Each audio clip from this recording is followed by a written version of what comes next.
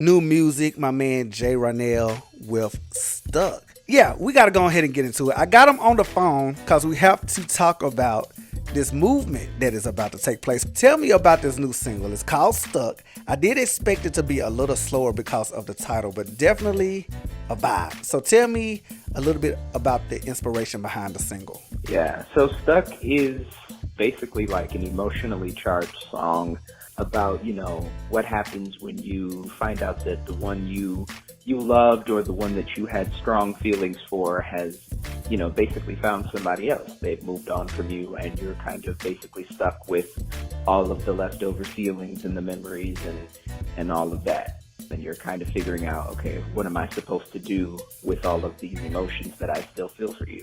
And that's definitely the worst feeling in the world. I know that this single leads into the new project titled Regret and Reflect. So that makes me feel like this is about to be some real R&B. Now, is this more so a creative project for you, or is this something that you have gone through and we're going to be out in our feelings with you? Definitely something that I have gone through. I always tend to write from personal experience. Basically, with the title, I've always tried to do like one-word titles to sum up, the theme of whatever project, the previous projects and EPs that I put out. So I was having a hard time trying to think of like a one-word title to really describe all of the different subject matter with this upcoming project. And so I was just throwing around like some different titles and themes and ideas, and regret and reflect, or the idea of regret and reflection was kind of what came to mind. And then from there, I just shortened it again to regret and reflect. And it just made sense because there's, some moments on there where you kind of look back and reflect and are looking at relationships from all viewpoints. So not just, a dating or romantic relationship, but the relationship with self, the relationship with, family and friends. I kind of wanted to cover all bases with that. And then in addition, looking at things, your own actions, things that you regret, and just basing it off of that. So that's where that title comes from. It's definitely, I would say, a get in your feelings, but also kind of like I can identify with, what he's singing about type of project. Gotcha. And this is your first project since your 2020 release, Beloved. Now, that was right before we got into the world of COVID and quarantine. So, did working on this EP put you in a great creative space, or like did it hurt your creativity at all? No, honestly, it just kind of fueled my creativity more than anything, because while I released the last EP in 2020, a lot of that was based off of, stuff I had been through in 2019.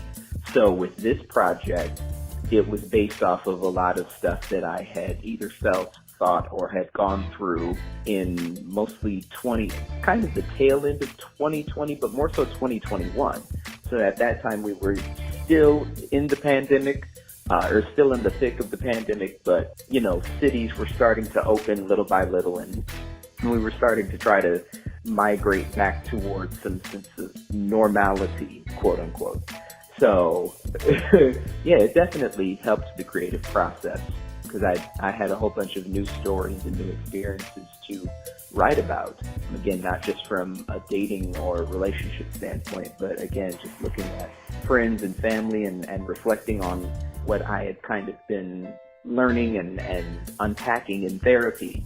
I had a lot to choose from and a lot of stuff to write about. Okay, so you just mentioned therapy, and not trying to like put a hard pin in that statement, but we as black men do kind of look at therapy as taboo. But how has therapy helped your artistry? It's been amazing for me, not even in terms of artistry, but just as a person. And I think oftentimes when we think of therapy, not only is it kind of a taboo subject, but we think of, therapy as kind of that last resort of waiting until it's too late. Or it seems to start getting really dark and kind of depressing in life. And for me, I was like, I'm not going to wait until, something really drastic happens that would have to cause me to really have to seek out, some sort of mental health services. So I was like, you know what? I have free time. We're all sitting in the house. Right. This quarantine. So why not, give therapy, especially now that I'm an adult, why not give it a chance? And it's worked wonders as far as being able to pinpoint different things.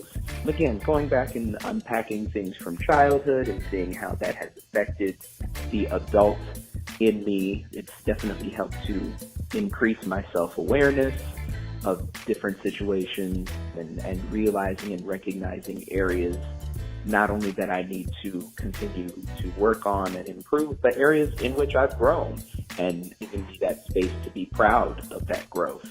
So therapy has worked. Therapy has worked wonders, and I will continue on with it until I just can't continue any further. Well, I definitely love that for sure. And in my research, I did come to find out that you were on season 2 of The 4 that aired on Fox. Now, I haven't watched reality TV show competitions in ages, so I totally missed all of that. But what would you say is the difference between what viewers got from you on reality TV and what we get from you from your pure artistry? I'll say as far as the story, the packaging and kind of the narrative that's pushed out there is a little bit different.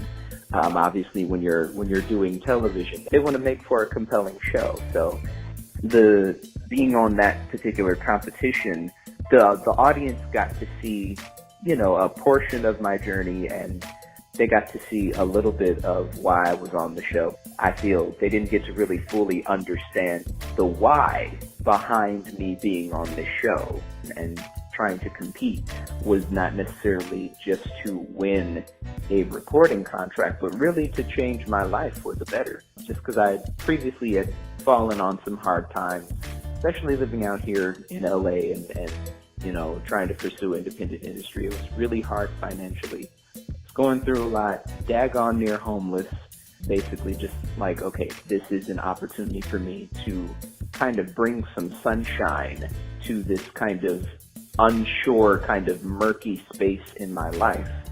That was my reason for wanting to be on that show. And, that was more so the story and the journey that I was trying to share. But, they, again, producers have kind of their own ideas. So they did allow me to tell some bits and pieces of that, but they also wanted to craft a viewpoint that kind of served for putting together, like I said, a compelling show. So Right. I would think that. And then, of course, when you're on a reality TV singing show, you only get 1 minute and 30 seconds, maybe 2 minutes max, to really convince the audience why they should mentally invest in you as an artist and as a person on the show every week. Whereas with my own songs, it doesn't have to be such a short time limit. I can give more. And of course, I'm doing my own songs. I'm not covering other people's songs or putting my own spin on other people's songs. It's songs from my experience, songs from my heart.